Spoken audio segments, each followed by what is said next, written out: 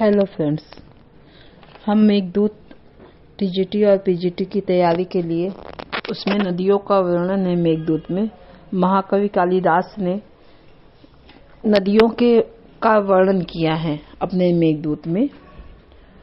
उन्हीं नदियों को हम संक्षिप्त तरीके से आपको उन्हीं नदियों का हम वर्णन कर रहे हैं। पहले नदियों में सबसे पहले नर्मदा नदी आया है। नर्मदा नदी का जल कसैला और तीखा है, या चाहे तीखा बोलिए या कसैला बोलिए। यह सबसे पहली नदी का उसमें उल्लेख हुआ है मेघदूत में, पूर्व मेघदूत में। नर्मदा नदी जो है विंध्याचल तक फैली है। इनकी माता का नाम मेकल है। इनको रेवा नदी भी कहते हैं।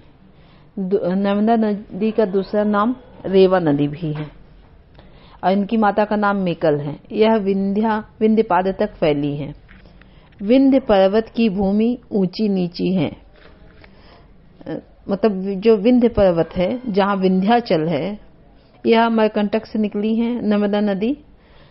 वहां से ये विंध्याचल पर्वत यहाँ आई है, जहाँ पर मेघदूत में पहली नदी रेवा नदी का वहां पे जिक्र किए हैं महाकवि कालिदास ने। तो जो विंध्याचल पर्वत है, वहां की जो उसकी भूमि है वह ऊंची नीची है। तो वहां नर्मदा नदी हाथी के शरीर पर रेखा चित्र द्वारा किए गए श्रृंगार के समान वहां दिखाई देती हैं। यह अपने मेघदूत में वर्णन है इसका। मेघ मार्ग में आने वाली यह पहली नदी है।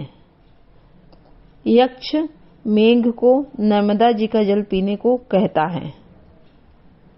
नर्मदा का जल जंगली फलों के रस से तिक्त है, क्योंकि रास्ते में जो जंगली पहाड़ हैं, वहां से जब नर्मदा नदी वहां से जब गुजरती है, तो वहां पे आप पढ़े होंगे कि वहां पर वो है जामुन का वृक्ष है और मतलब कई हैं। तो उसके वजह से थोड़ा कसैला हो गया है जल।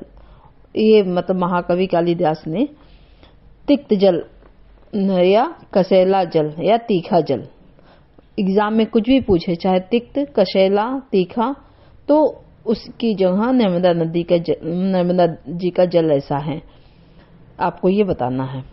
हाथियों के मद जल से सुगंधित है। जामुन जो कि पके हुए हैं, उनके कुंजों से टकरा के बहने के कारण यह जल कसैला हुआ है। यक्ष मेघ से कहता है कि नर्मदा का जल पीकर फिर आगे बढ़ना। रिक्तः सर्वो भवति ही लघु पूर्णता गौरवाय। यह सूक्ति बहुत फेमस है। अब उसके पश्चात वेत्रवती नदी का जल मीठा या मधुर है। जल अधर हो मानो लहरें टेढ़ी भौएं।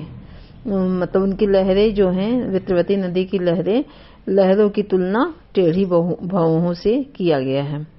गंभीरा नदी निर्मल चित्त के समान स्वच्छ जल है। जल मानो उनका वस्त्र हो, किनारा नितंब, बेत मानो हाथ हो। गंगा जी का जल स्वच्छ स्फटिक मणि की भांति निर्मल जल है। अल्प जल वाली सिंधु नदी है, एक वेड़ी के समान है, पीली कांति है उनकी। निर्विंध्या नदी पक्षियों की पंक्ति रूपी करधनी वाली है। भवन रूपी नाभि को दिखाती हुई रुक रुक कर बहने वाली निर्विंध्या नदी है। कमल की सुगंध से सुगंधित नदी क्षिप्रा नदी है। अप्रेमियों की थकान को दूर करने वाली नदी है। पवित्र जल और आंतरिक शुद्धि कर देती है। यह सरस्वती नदी की विशेषताएं हैं। गंधवती नदी की कमल पराग के सुगंध से सुगंधित हैं। महाकाल के उद्यान इन्हीं की वायु से कंपित होते हैं। चंदनादि युक्त युवतियां जल क्रीड़ा करती हैं, जिससे उनका जल मतलब सुगंधित रहता है। चर्मवती नदी, यह नदी राजस्थान में है। राजा रणधीर की कीर्ति के रूप में यहाँ पे गवालंभ यज्ञ किया गया था। उससे मतलब गायों को मार करके गवालंभ यज्ञ हुआ था, उससे उत्पन्न यह नदी है। प्रवाह इनका विस्तृत है, लेकिन गंधर्व को सूक्ष्म प्रतीत होती है। और वहां उस नदी की माला के रूप, मोती की माला के रूप में, मतलब कोई माला है, नदी चरमती नदी है, उसमें एक माला में बीच में जो मोती है, वो मोती को मेघ से तुलना की जाती है जो नील मणि के समान है। धन्यवाद फ्रेंड्स।